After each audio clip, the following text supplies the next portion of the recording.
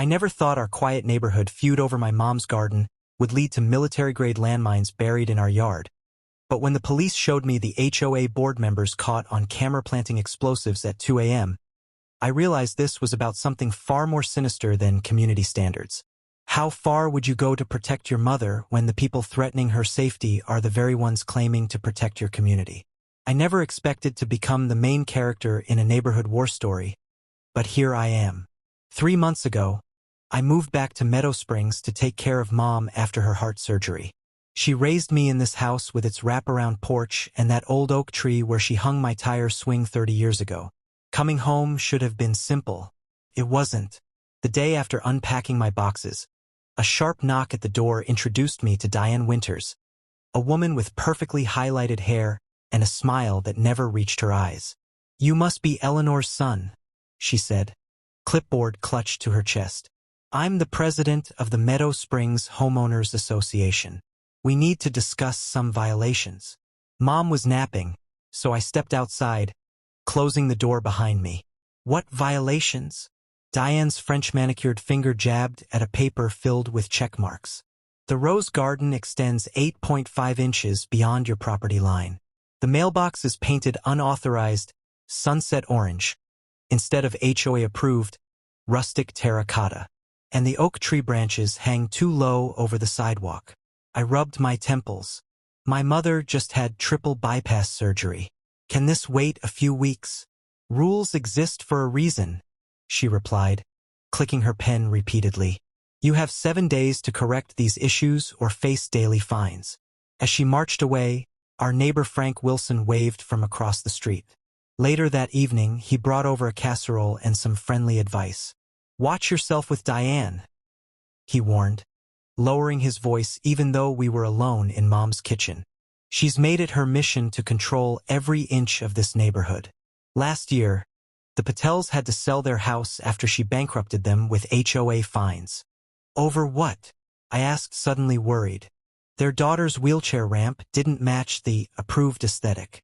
They needed permission for medical accommodations, apparently.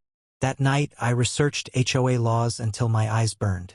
I discovered that many of their so-called violations weren't even legal to enforce. The property line issue particularly bothered me, so the next morning, I pulled the official survey from Mom's filing cabinet. I was measuring the garden border when Diane's silver Mercedes pulled up. She stepped out alongside a tall man with thinning hair and expensive loafers. "This is Gregory Palmer, our HOA attorney," she announced. "We're documenting continued violations." I held up the property survey. Actually, according to this official document, Mom's garden is completely within her property line. Palmer squinted at the paper. "That survey is outdated. The HOA commissioned a new one last year. Without notifying the homeowner? That's illegal in this state," I replied, thanking the hours of research I'd done. "I'm a civil engineer, Mr. Palmer. I understand property boundaries." Something flickered across Diane's face. Surprise, maybe even respect, before hardening again. Nevertheless, the other violations remain. The next day, I painted the mailbox rustic terracotta and trimmed the lowest branches of the oak tree. Not because they were actually violations, but because Mom didn't need the stress of fighting those battles. For a week, things stayed quiet. I helped Mom with her recovery exercises and planted vegetables in the backyard. Then I found a notice taped to our door one morning. "Emergency HOA meeting 7 p.m. All homeowners required to attend." At the meeting, held in the community center, Diane stood at the podium like a general addressing troops. 50 neighbors filled the chairs, many looking as uncomfortable as I felt. "Due to recent challenges to HOA authority," she began, eyes finding me in the crowd, "we're implementing stricter enforcement protocols.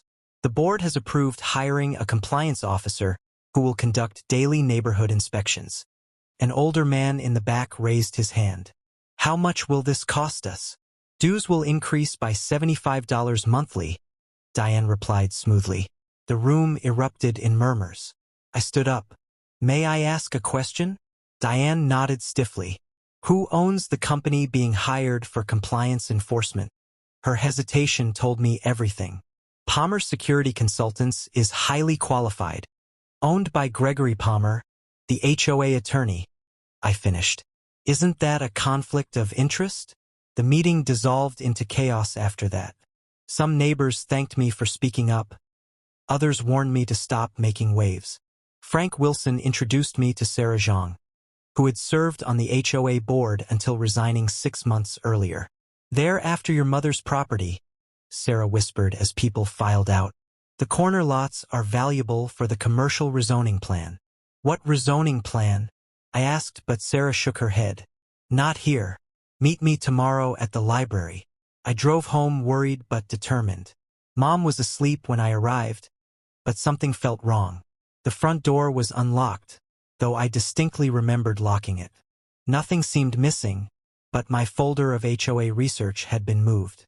The next morning, I woke to the sound of heavy machinery. Looking out the window, I saw workers digging up Mom's rose garden. Diane stood supervising, a triumphant smile on her face. I rushed outside in my pajamas. "What are you doing?" "Stop this immediately. Implementing corrections per HOA bylaws," Diane replied, handing me a document. "This grants us right of access to remedy violations after the grace period. I showed you the survey. This is illegal trespassing. Your mother signed this agreement when she purchased the house," Diane countered. Page 12, paragraph 7. The workers continued digging, piling Mom's beloved roses on the lawn. Furious, I called the police. Officer Martinez arrived 20 minutes later. After reviewing the documents, he shook his head apologetically. "It's a civil matter, sir. The HOA agreement does appear to give them this authority." I watched helplessly as they finished destroying 30 years of Mom's gardening work. What they left behind looked strange. Perfectly spaced holes along the property line, each filled with something I couldn't identify before they covered them with soil. "Drainage improvement," Diane explained without being asked. "A preventative measure." That night, Mom cried over her roses. I promised to replant them, though we both knew it wouldn't be the same. The originals had been planted when I was born. I still met Sarah at the library the next day. She brought maps and documents showing plans to convert our neighborhood into a massive shopping complex. Diane's husband owned the development company. "Your mother and 5 other homeowners refused to sell," Sarah explained. "With enough violations and fines, they're hoping to force foreclosures." As we left the library, I noticed a black SUV following us. Sarah hurried away, looking terrified. I snapped a photo of the license plate before heading home. Mom was sitting on the porch when I arrived, staring at what remained of her garden. "Something's not right with the soil," she said quietly. "It looks different." I knelt down to examine the disturbed earth. That's when I noticed the thin wire barely visible above the dirt. "Don't move, Mom," I whispered, my heart hammering against my ribs. "Stay exactly where you are." Her eyes widened as she saw my face. "What's wrong?" I pointed to the thin wire poking through the soil where her roses once grew. "I don't know what this is, but it doesn't look like drainage equipment." Carefully, I took my phone out and called Officer Martinez, keeping my voice steady though my hands shook. "I need you to come to 724 Maple Avenue immediately. There's something suspicious buried along our property line by the HOA workers yesterday." While waiting, I helped Mom inside, then took photos of the wire and the disturbed soil pattern. The perfectly spaced holes now seemed methodical, almost military in their precision. Officer Martinez arrived with another policeman, a taller officer with a weathered face named Sergeant Reynolds. "Show us exactly what you found," Reynolds said, his voice carrying the weight of someone who'd seen too much to be easily surprised. I pointed to the wire. Reynolds knelt down, examining it without touching anything. His expression changed instantly. "Get back to the cruiser, Martinez. Call the bomb squad and evacuate the houses on either side. Now." My mouth went dry. "Bomb squad." Reynolds stood, placing a firm hand on my shoulder. "Sir, I spent 2 tours in Afghanistan. That's a trigger wire for an explosive device. Someone's planted something dangerous here." The next hour passed in a blur. Police cars blocked off our street. Men in heavy protective gear carefully dug where I'd pointed. Neighbors gathered behind yellow tape, whispering and pointing. Through my living room window, Mom and I watched in horrified silence. A technician in a bulky suit approached our house, removing his helmet as he climbed the porch steps. His face was sweaty, grim. "We've secured the area," he reported. "You have M14 anti-personnel mines planted along your property line, military grade, not something civilians should have access to. Each one contains enough explosives to kill anyone within a 15-foot radius." Mom's hand flew to her mouth. "My God, who would do this?" I demanded, though I already suspected the answer. The bomb technician shook his head. "That's not my department. The detective will want to speak with you." As if summoned by his words, a plainclothes officer appeared at our door, introducing herself as Detective One. She was shorter than me, with intelligent eyes that missed nothing. "Mr. Davis, Mrs. Davis, I'm handling this investigation. Can you think of anyone who would want to harm you?" Mom looked too shocked to speak, so I answered. "The HOA has been pressuring us. They dug up the garden yesterday, right where you found those mines." Detective Wen's expression remained neutral, but she wrote quickly in her notebook. "Any witnesses to the digging? Several neighbors must have seen it. And the HOA president, Diane Winters, supervised the whole thing. The workers, would you recognize them?" I nodded. They wore uniforms from Palmer Landscaping Services. "Related to Gregory Palmer, the HOA attorney," Detective Wen noted, connecting dots. "Interesting. Anyone else we should know about?" I hesitated, then told her about Sarah Zhang, the rezoning plans, and the black SUV that followed us. "You've been busy," Wen commented. "One more question. Do you have security cameras?" "No, but Frank Wilson across the street does. His system captures part of our front yard." Detective Wen's eyes lit up. "Let's pay Mr. Wilson a visit." Frank welcomed us into his cluttered home office, where monitors displayed feeds from several security cameras. "I installed these after my car was vandalized last year," he explained. "The system stores footage for 30 days. He typed commands, bringing up yesterday's recording. We watched workers in Palmer Landscaping uniforms digging up Mom's garden under Diane's supervision." "Can you go back further?" Detective Wen asked. "Maybe a few nights ago?" Frank scrolled back to 3 nights previous. At 2:17 a.m., the camera captured 4 shadowy figures in dark clothing approaching our property line. "Zoom in," one requested. The image quality wasn't perfect, but clear enough to identify Diane Winters, Gregory Palmer, and 2 men I didn't recognize. They carried duffel bags and worked methodically along our property line, digging small holes and placing objects inside. "That's our smoking gun," Detective Wen said, her voice tight with controlled anger. "Mr. Wilson, I'll need a copy of this footage." Mom's face had gone pale. "They were trying to kill us. Over a garden dispute." "Not just that," I reminded her. "Sarah showed me plans to turn our neighborhood into a shopping complex. Your lot is crucial because it's on the corner." Detective One was already on her phone, requesting warrants.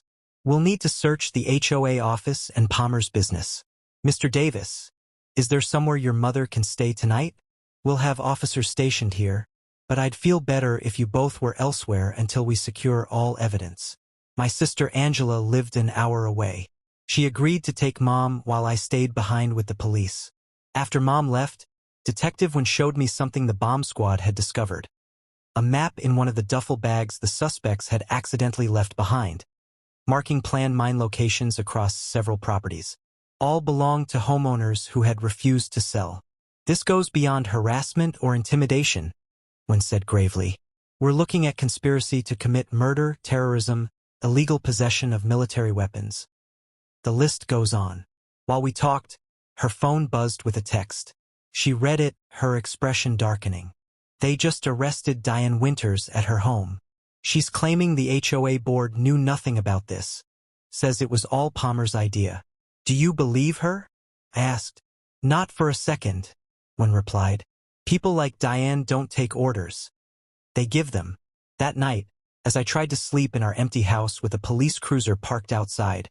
My phone lit up with a text from an unfamiliar number. "Back off, or next time we'll make sure your mother walks into something that can't be disarmed." I showed the message to the officers outside, who added it to their evidence. Sleep became impossible after that. I paced the house, jumping at every creak and shadow. At dawn, I stood at the window watching officers catalog evidence along our property line. The horror of what might have happened kept hitting me in waves. Mom's daily routine included checking her mail first thing each morning. She would have walked right into those mines. Detective when arrived with coffee and news. "We've got all 4 suspects in custody, but they've lawyered up. The DA is pushing for no bail given the severity of the charges." "What about the text threat?" I asked. "We traced it to a burner phone purchased with cash. But here's where it gets interesting.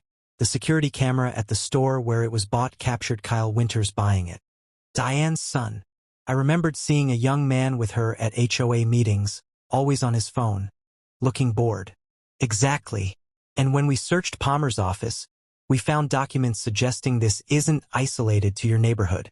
They've done this in 2 other communities in the state." I sank into a chair, overwhelmed. "All for money? Money, power, control." One shrugged. "You stood up to them, questioned their authority publicly. People like Diane Winters can't tolerate that." The doorbell rang. It was Frank Wilson with a casserole and news of his own. "The neighborhood's in an uproar," he reported as detective when excused herself to take a call. "Half the HOA board has resigned. There's talk of emergency elections." "Let someone else deal with that," I said wearily. "I'm just focused on keeping Mom safe." Frank nodded sympathetically. "Sarah Zhang called a meeting at her house tonight. A lot of us want to make things right, show that we're not all like Diane." Detective when returned, her expression serious. "We just executed a search warrant at Winters Development Company. You need to see what we found." She placed her tablet on the table, displaying photographs of documents and emails. One showed a list of homeowners labeled Phase 1 targets, with my mother's name at the top. Another contained detailed instructions for acquiring and placing persuasion devices on selected properties. "This wasn't just about your mother," one explained. "You were first because you challenged them publicly, but they had plans for every holdout property. And there's more. We found connections to similar accidents in other communities where residents mysteriously decided to sell after strange incidents on their properties." "How deep does this go?" I asked, feeling the floor shift beneath me. Wen's answer chilled me to the bone. "We're bringing in the FBI. This crosses state lines and involves military-grade weapons. Your HOA president isn't just a neighborhood tyrant. She's part of an organized criminal enterprise." As we spoke, another officer rushed in. "Detective, we've got a situation. Kyle Winters just tried to access the evidence locker. When he was stopped, they found this in his possession." He held up an evidence bag containing what looked like a remote detonator. He was trying to trigger the remaining devices, when realized, already reaching for her radio. "All units, sweep the Davis property again immediately. We may have missed something." I stood frozen, staring out at what used to be my mother's peaceful garden. Now a crime scene wrapped in yellow tape. Somewhere beneath that innocent-looking soil might still be hidden something deadly, waiting for the press of a button. What else had they planted that we hadn't found yet? "You need to see this right now," Officer Rodriguez said, her voice tight with urgency. She spread photos across my kitchen table, images of Mrs. Henderson and 3 men digging in our garden at night. In one photo, a man handed her what looked like a metal disc. My stomach twisted into knots. "Those are military-grade landmines," Rodriguez explained, "only available through black market channels. This isn't random HOA bullying. They wanted someone hurt." I collapsed into a chair, legs suddenly weak. "But why?" "Over 6 inches of garden space." Rodriguez tapped more photos showing documents with the HOA letterhead. "Your mom's property sits at the corner of Pinecrest Drive and Maple Avenue, the only spot blocking a planned shopping mall entrance. Developers offered the HOA a $5 million kickback if they secured all corner properties. My hands trembled. Mom refused to sell last year. Some man in an expensive suit offered her triple market value. Tom Henderson works for Apex Development, Rodriguez said. The same company trying to build that mall. The doorbell rang, making me jump. Through the peephole, I spotted Sarah Zhang, the former HOA treasurer who'd always smiled at Mom at community picnics. I shouldn't be here, Sarah whispered after I let her in, eyes darting around nervously. But I couldn't stay quiet anymore. Not after hearing about the explosives. She pulled out a thumb drive from her purse. I kept copies of everything before they forced me out. The HOA has been stealing money for years. Fake maintenance charges. Inflated contractor bills. Mrs. Henderson bought a vacation home in Florida with that money. Sarah's voice cracked. When I questioned a $50,000 payment from Apex Development, Tom Henderson cornered me in the parking lot. He said my kids might have an accident at the community pool if I didn't mind my business. Officer Rodriguez took notes, her expression grim.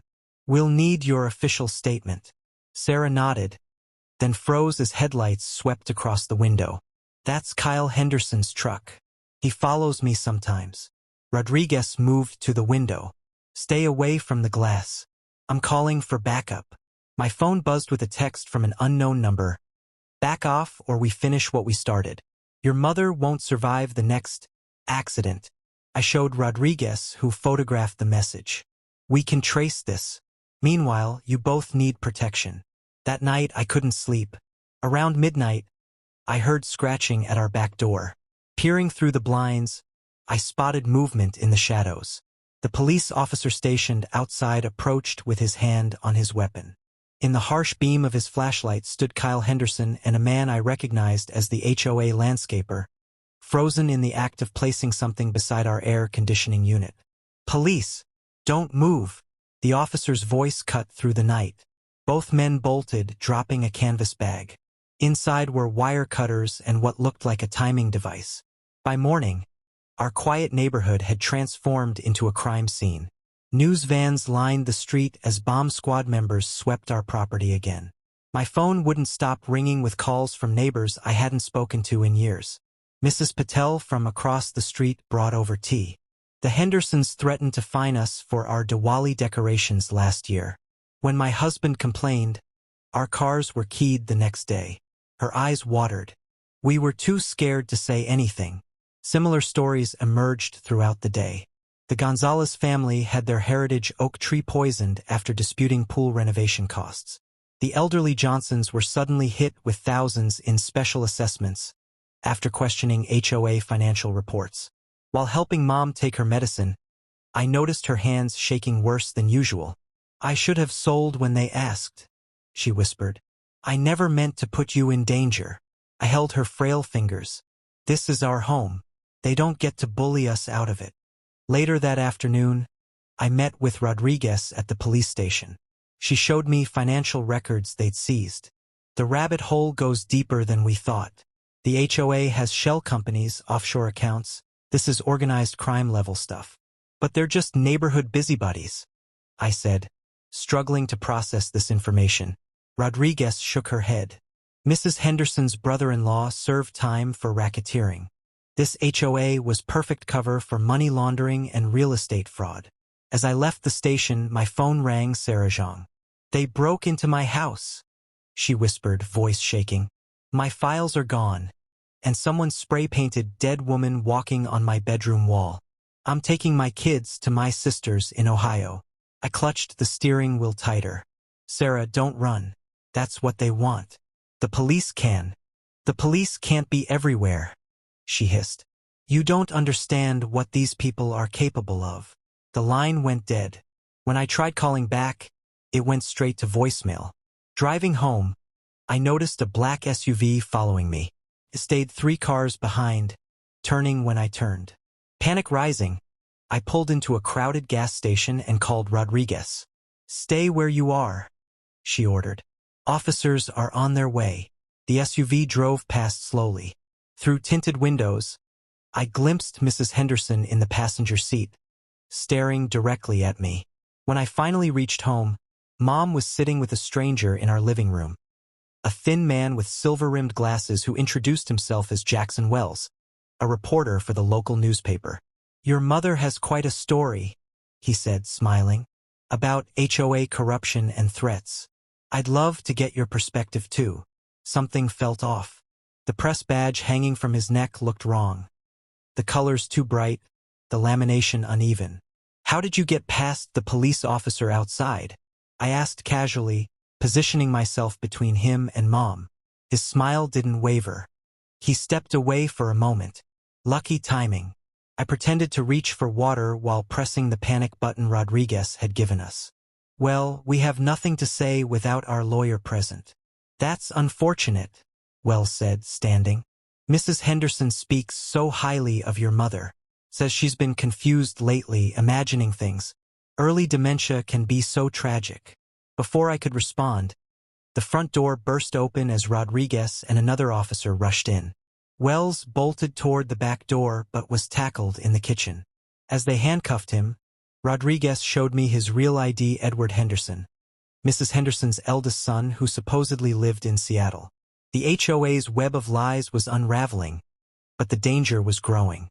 Who else was involved, and what lengths would they go to silence us?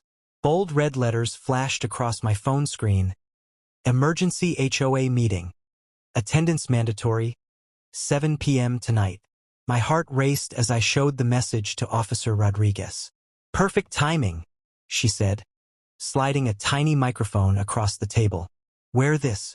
We'll have plainclothes officers inside, but we need solid evidence of threats." Mom grabbed my arm, eyes wide with fear. "Don't go. They planted bombs on our property. What else might they do?" I hugged her gently. "That's exactly why I have to go. If we hide, they win." The community center buzzed with nervous energy as I slipped into a seat near the middle. Neighbors whispered in clusters, many avoiding eye contact with me. I spotted Rodriguez dressed in casual clothes near the back exit, and two other officers I recognized positioned strategically around the room. At exactly 7 p.m., Mrs. Henderson strode to the podium, her pearl necklace catching the harsh fluorescent light. Tom Henderson and 3 other board members sat behind her, faces grim. "Thank you all for coming on such short notice," Mrs. Henderson began, her voice honey-sweet. "As you know, our community has been subjected to troubling allegations in recent days. Rest assured, your HOA board has only ever acted in the best interests of Pinecrest Gardens." My blood boiled as she continued, describing the unfortunate misunderstanding about my mother's garden, portraying themselves as victims of malicious rumors. "Furthermore," she continued, shuffling papers importantly, "we've discovered that certain property lines were incorrectly mapped decades ago. Several corner lots, including the residence of Elaine Wilson, actually encroach on community land by significant margins." Gasps rippled through the crowd. Mrs. Henderson smiled thinly. "The board has generously decided to offer these homeowners a special buyout program at fair market value, rather than pursuing legal remedies for this encroachment." I couldn't stay silent another second. Is that what this is about? Stealing my mother's property? I stood up, hands shaking. "You planted landmines on our garden. Military explosives that could have killed children, pets, anyone walking by." The room exploded with shocked voices. Neighbors jumped to their feet, some backing away from me like I was crazy, others shouting questions at the board. Mrs. Henderson's face hardened, her mask of civility cracking. "That's absolutely preposterous. We would never." "We have it on video," I interrupted, voice carrying over the chaos. "The Taylor family's security cameras recorded everything.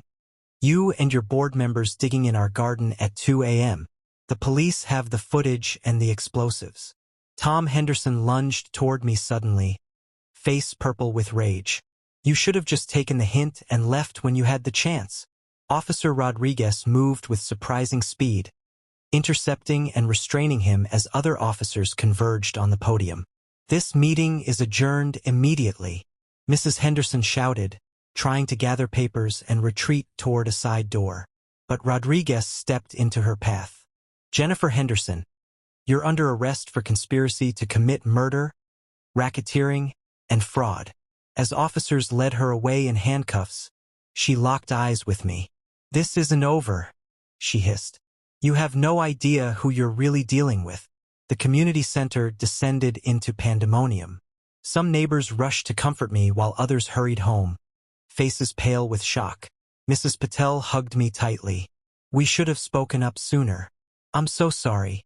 Outside, news vans had already arrived, reporters thrusting microphones toward anyone exiting the building. I spotted Sarah Zhang standing near a police car, giving a statement to a detective. My phone buzzed with a text from an unknown number. "You think arresting Henderson solves anything? The next attack won't have a warning. Sell the property by Friday or attend 2 funerals, yours and your mother's." I showed the message to Rodriguez, who immediately called it in. "We're tracing this. Meanwhile, we're moving you and your mother to a safe location tonight." Back home, Mom was packing a small overnight bag when someone pounded on our front door. The officer stationed outside drew his weapon as I checked the security camera. To my shock, it was Kyle Henderson, looking desperate and disheveled. "Please," he shouted at the door. "I need to talk to you. I had nothing to do with the landmines. My parents are crazy." Rodriguez arrived moments later, escorting Kyle to the station for questioning. "He claims he wants to cooperate," she explained. "Says he has evidence about his parents' connections to bigger players." That night in a hotel room across town, Mom finally slept with the help of mild sedatives. I stared out the window at the city lights, wondering how our quiet suburban life had exploded into this nightmare. My laptop chimed with an email notification from an encrypted address. The subject line read, "Proof of Apex corruption? Open immediately." Inside was a video file. With trembling fingers, I clicked play. The footage showed a meeting in what looked like an expensive restaurant. Tom Henderson sat with 3 men in suits, one of whom I recognized as James Mercer, CEO of Apex Development. "The old lady won't sell," Tom was saying. "We've tried everything legal." Mercer leaned forward, his voice cold. "Then try something illegal. We need that corner lot, and the construction deadline is non-negotiable. Our investors aren't patient people." One of the other men spoke with a heavy accent. "My associates can make problems disappear permanently, but it costs extra, and there's no going back." Tom hesitated, but Mrs. Henderson, previously off camera, stepped into frame. "Do what needs to be done. Just make it look like an accident. We've worked too hard to let one stubborn old woman ruin everything." The video ended abruptly. I immediately forwarded it to Rodriguez with my hands still shaking. 5 minutes later, she called. "Where did you get this? The quality is too good for hidden camera work." "Anonymous email," I explained. "Could it be Kyle? Possibly. Or someone inside Apex covering their tracks." Her voice lowered. "This goes higher than we thought. The accented man is Vincent Caruso, suspected organized crime figure with connections to construction rackets across 3 states. My blood ran cold. "What do we do now?" "We're bringing in the FBI," Rodriguez said. "Local jurisdiction isn't enough anymore. Meanwhile, stay in the hotel. Don't contact anyone or post anything online." After hanging up, I peeked in on Mom, relieved to see her sleeping peacefully. My phone buzzed with another message, this time from Kyle Henderson's number. "They know I talked. Dad's missing." Mom's lawyers are already spinning stories about her mental health. "They're coming for the video. Trust no one." I stared at his words, wondering if it was a trap or genuine warning. Outside, a car door slammed in the hotel parking lot. Then another. I crept to the window and carefully peered through the blinds. 3 men in dark clothing were walking purposefully toward the hotel entrance, hands hidden inside their jackets. How had they found us so quickly? Who had leaked our location? I grabbed Mom's medications and my laptop, then gently shook her awake. "We need to move. Now." "What's happening?" she mumbled, disoriented from the sedatives. "I think we're in danger," I whispered, helping her into her robe. "We need to use the back stairs." As we slipped into the hallway, the elevator at the far end dinged. I heard male voices, then footsteps moving quickly in our direction. The stairwell door seemed miles away. Would we reach it in time? Or had Mrs. Henderson's mysterious connections finally caught up with us? "Your house is on fire." The 3 a.m. phone call jolted me awake. I raced to Mom's room, heart pounding, and got her safely outside before realizing there was no fire, just another scare tactic. I slumped on our front steps, watching police cars arrive for what felt like the 100th time this week. Officer Rodriguez looked tired. "They're escalating," she said quietly. "The Hendersons made bail yesterday." My stomach dropped. How? Those were serious charges. Someone paid. Cash. Rodriguez handed me a coffee. And this morning, the judge assigned to their case suddenly recused himself. Something's not right. Back inside, I spread the HOA financial records across our kitchen table. Mom had finally fallen back asleep, but I couldn't rest. Something about the payment patterns kept nagging at me. "Wait a minute," I whispered, tracing my finger across transaction dates. Every major HOA decision against homeowners was followed by large deposits into a side account labeled Community Improvement Fund. But the money never improved anything in our neighborhood. Instead, it flowed to shell companies all owned by Apex Development. I grabbed my laptop, searching property records. Shocked, I discovered Apex had bought 16 homes in our neighborhood at bargain prices, all after owners faced bizarre HOA harassment. My phone buzzed with a text from Sarah Zhang. "Need to talk. Library. 1 p.m. Come alone." The public library felt safe with its crowds of people. Sarah sat in the corner, nervously watching the door. "They threatened my kids," she whispered, sliding a USB drive across the table. But I kept copies of everything. Apex isn't just a development company. They're washing dirty money through real estate. Henderson is just their puppet. Before I could respond, Sarah's phone rang. The color drained from her face. "My daughter's school just called. Someone tried to pick her up claiming to be her uncle." She bolted for the door. I hurried to the district attorney's office with Sarah's evidence. DA Walsh seemed troubled by my findings. "These are serious claims about powerful people," she said, barely glancing at the files. "We need more than just paper trails." 3 days later, the news hit. All major charges against the HOA board were dropped, leaving only minor fraud counts. Mom's blood pressure spiked from stress, landing her in the hospital. As I sat watching her sleep, feeling completely defeated, an orderly I didn't recognize slipped me a note. "Roof parking. 10 minutes. Against my better judgment, I went. A woman in a nurse's uniform waited by her car. "I'm Walsh's assistant," she said. "She can't help you publicly. Apex has judges and police officers on payroll. They even have photos of Walsh's son at their lake house. So everyone's just going to let them get away with planting landmines?" I fought back tears. "Not everyone." She handed me a business card. "FBI Agent Donovan. White-collar crime division. Call from a burner phone." Driving home that night, headlights appeared in my rearview mirror, a black SUV following too close. When I pulled into our driveway, it stopped. The window rolled down. James Mercer, Apex's CEO, smiled at me. "Your mother seems unwell," he said casually, though his eyes remained cold. "Hospitals can be dangerous places. So many things can go wrong with medications." My hand gripped the USB drive in my pocket. "We have very deep pockets and friends in surprising places," he continued. "But we're reasonable. Sign over your mother's property, and all this unpleasantness stops." "And if I don't?" Mercer shrugged. "Next time, we won't plant fake landmines. Think about it." As he drove away, my phone rang. Mom's doctor. Her test results showed unusual levels of a medication she wasn't prescribed. Someone had already tried to poison her. FBI Agent Donovan didn't believe me until I played the recording of Mercer's threat. "You recorded him?" she asked, eyebrows raised.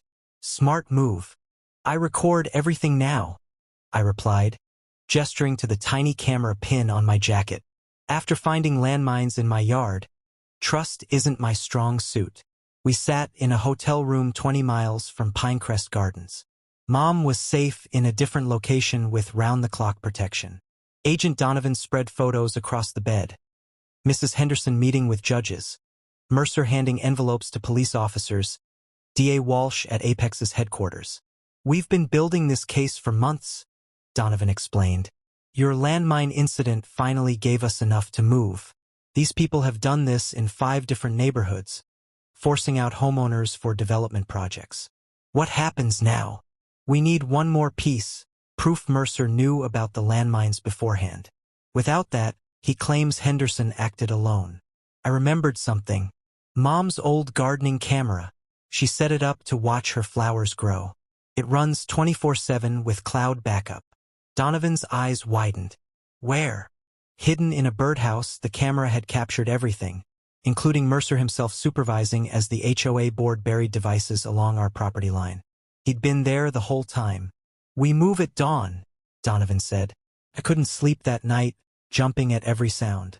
What if they had more people on payroll than we knew? What if someone warned them? At 5:58 a.m., my phone buzzed. "Turn on the news." Breaking news banners flashed across my screen as FBI agents raided homes throughout Pinecrest Gardens. Mrs. Henderson, screaming about her rights, was escorted to a waiting car in her bathrobe. Tom Henderson tried to run but was tackled on his front lawn. The biggest shock came at Apex headquarters, where agents discovered a room filled with HOA records from neighborhoods across 3 states, all showing the same pattern of harassment, property devaluation, and forced sales. By noon, they'd arrested 12 HOA board members, 5 Apex executives including Mercer, 3 judges, 6 police officers, and, to gasps from the press, District Attorney Walsh herself. I brought Mom home that evening. Neighbors lined the street, applauding as we drove past. Many held signs, "Welcome home," and "We believe you." "I didn't know we had so many friends," Mom whispered, tears in her eyes. "They were afraid to speak up before," I explained. Mercer had everyone terrified. Sarah Zhang appeared at our door with a casserole and news. The FBI found records of over 60 families who'd been forced out of homes across the state. Class action lawsuits were already being filed.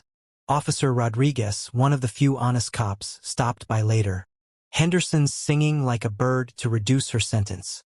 Claims the landmines were Mercer's idea, a tactic he'd used before. 2 weeks later, we attended the emergency neighborhood meeting. The remaining residents voted to dissolve the corrupt HOA and create a simple neighborhood council instead, with term limits and financial transparency. "My mom would like to head the gardening committee," I announced as Mom blushed beside me. The vote was unanimous. As spring arrived, Mom's health improved. The stress had been worse than her actual condition. Her roses bloomed again, spreading slightly beyond our property line. But now, neighbors asked for cuttings instead of complaints. When the federal trial began, we watched from home. Mercer and Henderson faced charges of racketeering, attempted murder, fraud, and money laundering. "You know what still puzzles me?" Mom said, watering her flowers. "Why did they want our land so badly?" The answer came 3 days later when Agent Donovan called. "Geological surveys," she said excitedly. "Your property sits on an aquifer. Apex wasn't planning a shopping center. They were going to bottle and sell the water, worth millions." Mom laughed until tears came. "All this over water? I would have let them drill a well if they'd asked nicely." That evening, as fireflies lit up our garden, neighboring families gathered for an impromptu cookout. Children played where landmines had once been buried.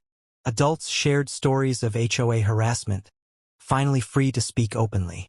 "To new beginnings," Sarah Zhang toasted, raising her lemonade.